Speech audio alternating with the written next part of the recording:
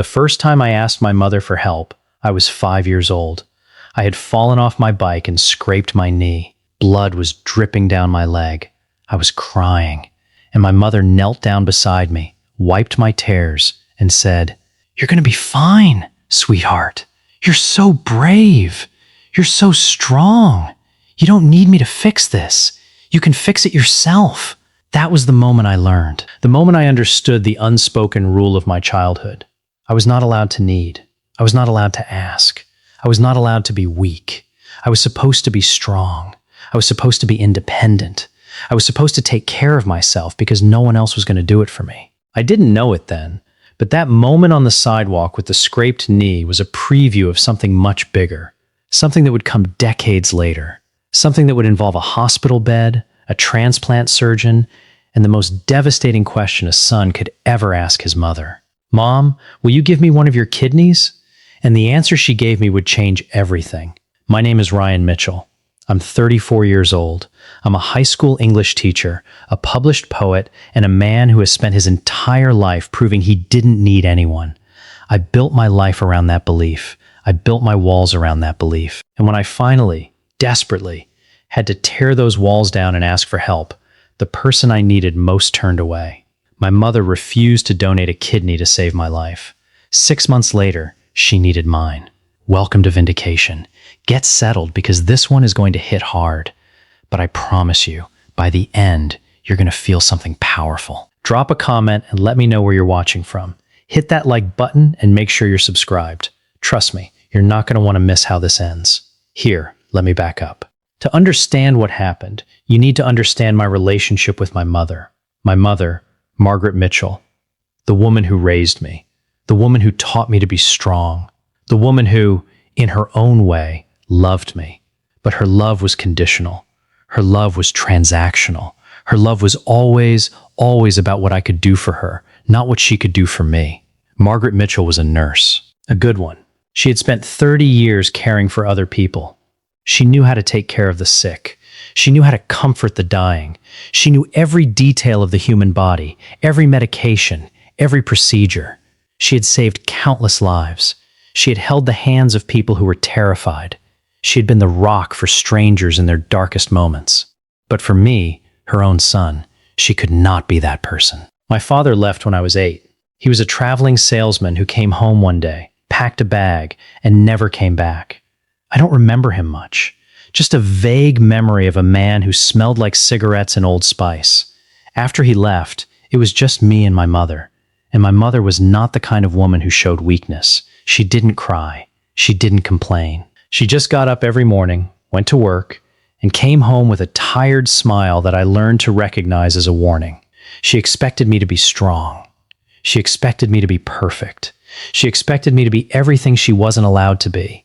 And she expected me to need her as little as she needed anyone else. I learned to be invisible. I learned to be quiet. I learned to take care of myself. I cooked my own meals. I did my own laundry. I got myself to school. I got myself home. I applied for my own college scholarships. I paid for my own tuition. I rented my own apartment. I built my own life. And I never, ever asked my mother for anything because asking meant weakness. Asking meant I had failed. Asking meant I was letting her down. And then, at 33 years old, I got sick. Really sick. The kind of sick that doesn't go away with antibiotics or rest. The kind of sick that makes you realize your body is betraying you. The diagnosis was kidney failure. Stage 4.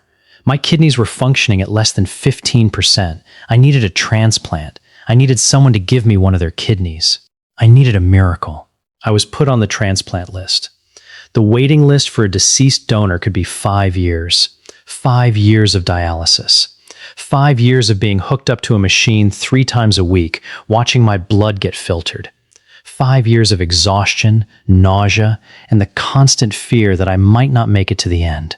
But there was a faster option, a living donor. Someone who could give me a kidney and save my life immediately. A family member was usually the best match. A parent, a sibling, a child. My mother was a match. She was healthy. She was a nurse. She was my only hope. I didn't want to ask her. I really didn't. I had spent my whole life not asking. I had spent my whole life pretending I didn't need anyone. but I was dying. And the only person who could save me was the one person I had never been allowed to depend on. I sat in my apartment for 3 days before I called her. 3 days of staring at the phone.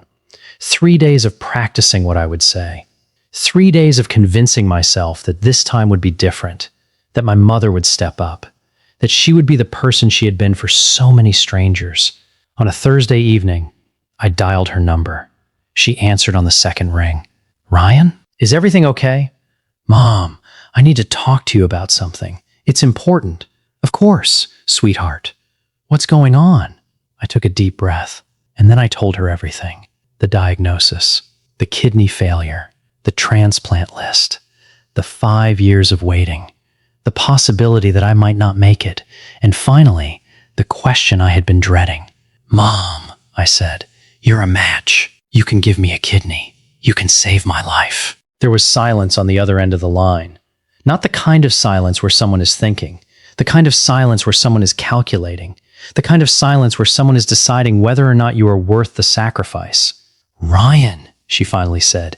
"I can't," I blinked. "I must have heard wrong." "What? I can't give you a kidney. I'm sorry." "Mom, I'm dying. You're a match." "You're my only hope. Ryan, you don't understand. I'm 62 years old. I'm not as young as I used to be. A surgery like that would be very hard on my body. Recovery would take months. I could have complications. I could get an infection. I could... Mom, you're a nurse. You know the risks are minimal. You know people do this every day. You know it's safe. Nothing is completely safe, Ryan. And I have to think about myself. I have to think about my quality of life. I have to think about what's best for me." I couldn't breathe. I literally couldn't breathe. The words coming out of her mouth were so cold, so calculated, so completely devoid of emotion that I thought I was dreaming. This wasn't my mother. This couldn't be my mother. "Mom," I said. My voice was cracking. I could hear it. "Please. I'm begging you. I'm your son. I'm going to die. Ryan, I love you. I do. But I can't do this. It's too much. It's too big. I'm sorry." And then she hung up. I sat there in my apartment, my phone in my hand, the dial tone buzzing in my ear, and I realized that my mother had just chosen herself over me. She had chosen her comfort over my life. She had chosen her peace of mind over my survival. She had watched me grow up. She had taught me to be strong. She had told me I could fix everything myself. And now, when I couldn't fix it myself, when I needed her more than I had ever needed anyone, she turned away. I don't know how long I sat there. Minutes. Hours. The sun went down. The apartment got dark. I didn't move. I couldn't move. I was frozen in a moment of absolute, devastating clarity. My mother was not going to save me. She was never going to save me. She had been teaching me my whole life that I couldn't count on her, and now she was proving it in the most brutal way possible. I called my brother, Mark. He lived 3 states away. He was younger than me. I had always protected him. I had always been the one who took care of things. But now, I was the one who needed help. "Ryan," he said when he picked up. "What's wrong? You sound terrible. I called Mom," I said. "I asked her for a kidney." "And?" She said no. Mark was silent. Then he said, "She said no?" "She said no to giving you a kidney? She's your mother. She's your mother. I know. She's a nurse. She's literally saved people's lives. I know, Mark. What are you going to do?" "I don't know. I guess I wait. 5 years on the list. Maybe I get lucky. Maybe I don't. Ryan, I'm coming out there. I'm going to talk to her." "Don't. It won't help. She's already made up her mind. Then I'll get tested. Maybe I'm a match. You live 3 states away, Mark. I don't care. I'm coming. You're my brother. You're my only brother. And I'm not going to let you die because our mother is too selfish to help." Mark flew out the next week. He got tested. He wasn't a match. The doctors explained that the compatibility was complicated. My brother's blood type was different from mine. There were antigens that made it impossible. He couldn't save me, but he was there. He stayed with me for 2 weeks. He went to dialysis appointments with me. He held my hand when I cried. He told me I was going to be okay, even though he didn't know if I would be. And every day, I thought about my mother who was a nurse, my mother who had saved so many lives, my mother who had watched me grow up, My mother who had turned her back on me when I needed her most. The months that followed were the hardest of my life. Dialysis 3 times a week, the needle going into my arm, the machine filtering my blood, the exhaustion that never went away, the nausea that made it impossible to eat, the depression that settled over me like a blanket I couldn't throw off. I stopped answering my mother's calls. She called sometimes. Not often, maybe once a month. She would leave messages about how she was thinking of me, about how she hoped I was doing well, about how she knew I was strong enough to get through this. She never apologized. She never offered to reconsider. She just pretended like everything was normal, like she hadn't just sentenced me to a slow death. I wrote her a letter. I poured out everything. The anger, the sadness, the betrayal, the years of feeling like I wasn't enough, the years of being invisible, the years of being the one who had to be strong and independent and never, ever need anything. I told her what it felt like to have a mother who was a nurse, who had held the hands of dying strangers, who had comforted families in their darkest hours, who had given so much of herself to people she didn't even know. And then, when her own son was dying, she walked away. I told her that I didn't recognize her, that the woman who raised me was gone, that the person who answered the phone that night was a stranger wearing my mother's face. I mailed the letter. I never heard back. Not a text. Not a call. Not a single word. 6 months later, I got a call from my aunt, my mother's sister. My mother had been admitted to the hospital. Her kidneys were failing. The doctors said she needed a transplant, and they were calling family members to see if anyone was a match. I sat in my apartment, holding my phone, and I laughed. I actually laughed. A hollow, bitter laugh that echoed off the walls. My mother needed a kidney. My mother needed what she had refused to give me. My mother needed a miracle. And she was calling me? She was asking me to consider being her donor? I didn't answer the first call, or the second, or the third. But on the fourth, I picked up. "Ryan," my aunt said, "your mother is very sick. She needs your help." "Help," I repeated. "She needs my help." "Ryan, I know what happened. I know what she did. But she's your mother. She's dying." "So was I," I said, "and she refused to help me. She's scared, Ryan. She's different now. She knows she made a mistake." "I'm sure she does.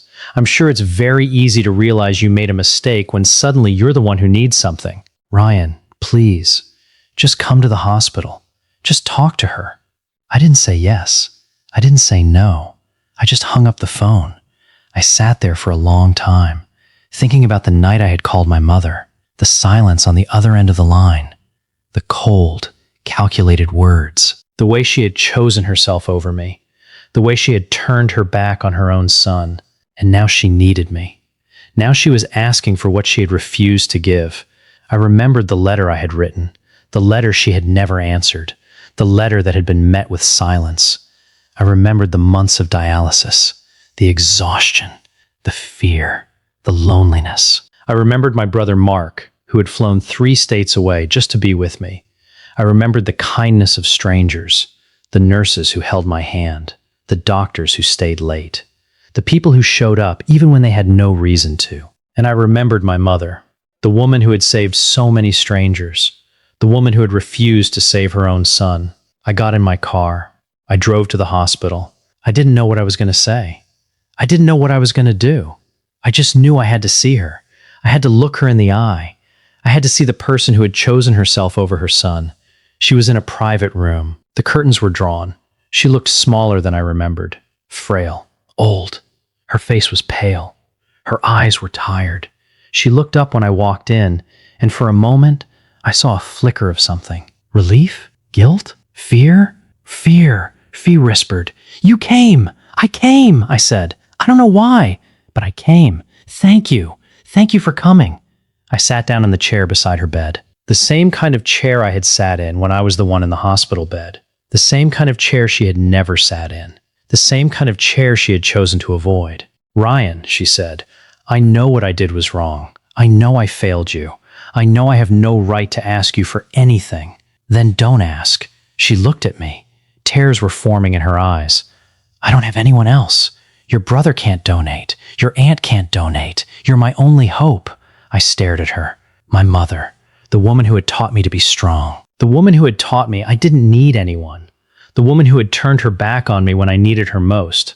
"Mom," I said, "do you remember the night I called you? The night I told you I was dying? The night I asked you for help?" She nodded. Tears were falling now. "Do you remember what you said?" "Yes," she whispered. "I remember. Tell me. Ryan, please, don't make me do this. Tell me." Her voice was barely audible. "I said I couldn't. I said it was too much. I said I had to think about myself. And then what did you say?" "I said I was sorry." And then I hung up. And do you know what I felt? In that moment, I felt like I had just discovered that the person I trusted most in the world, the person who was supposed to protect me, the person who was supposed to love me unconditionally, had just chosen her own comfort over my life. I felt like I had been erased, like I had never been your son, like I was just a stranger you had no obligation to. Ryan, I know I made a mistake. I know I was wrong. I know I failed you. But I was scared. I was so scared. And I convinced myself that you would be okay, that you were strong enough, that you would find another way. Find another way, I repeated. I was dying, Mom. There was no other way. You were my only way. And you chose yourself. She was crying now, sobbing. I know. And I will live with that for the rest of my life. But please, Ryan, please don't let me die. Please help me. Please give me a second chance. I looked at her, my mother, the woman who had given me life, the woman who had taught me everything, the woman who had refused to save me, and now she was begging for her own salvation. I thought about the months of dialysis, the exhaustion, the fear, the loneliness. I thought about the letter I had written, the letter she had never answered. I thought about all the years I had been invisible, all the years I had been the one who didn't need anything. And then I thought about forgiveness. I thought about what it would mean to give her what she had refused to give me. I thought about the kind of person I wanted to be, not the kind of person who got even, not the kind of person who let someone die out of spite, but the kind of person who could look at the person who had hurt them most and still find it in their heart to be generous. I wasn't there yet. I wasn't sure I would ever be there, but I knew one thing. I wasn't going to let her die, not because she deserved it, but because I deserved to live without that weight on my conscience. I stood up. I walked to the door, and I turned back to look at her one final time. "Mom," I said, "I'm going to get tested. I'm going to see if I'm a match. But I want you to know something. I'm not doing this for you. I'm doing this for me, because I don't want to become the kind of person who turns their back on someone who needs help, even if that someone is you." I walked out of the hospital. I got in my car. I sat there for a long time, and then I started to drive. The testing took a week. 7 days of blood draws, scans, and consultations. 7 days of wondering if I was making the right decision. 7 days of thinking about everything my mother had done. 7 days of trying to find forgiveness in a heart that had been broken so many times. And then the results came. I was a match. My kidney could save her life. The doctors were hopeful. The surgery was scheduled. The night before the surgery, I sat in my apartment. My phone buzzed. A text from my mother. "Ryan, thank you. I don't deserve this. I don't deserve you. I will spend the rest of my life trying to make this right." I didn't respond. I didn't know what to say. I still didn't know if I had forgiven her. I still didn't know if I ever could. The surgery was successful. My mother recovered. I recovered. And slowly, over the months that followed, we started to rebuild something. Not what we had before. Something new. Something fragile.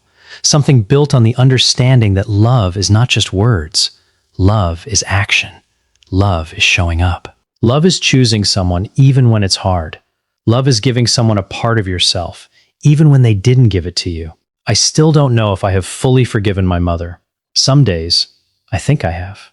Other days, the anger comes back. The betrayal. The memory of that phone call. The silence on the other end of the line. But I know one thing. I made the right choice. Not because she deserved it, but because I deserved to be the kind of person who could give even when it wasn't returned. I deserved to be the kind of person who could break the cycle. I deserved to be the kind of person who could look at someone who had hurt them and still choose to do the right thing. My mother refused to donate a kidney to save my life. 6 months later, she needed mine, and I gave it to her, not because she deserved it, but because I refused to become her. Loyalty and love deserve a legacy. If you enjoyed this story, join our community by hitting that like button and subscribing for more real, raw, and family stories right here on Vindication. I will see you on the next one.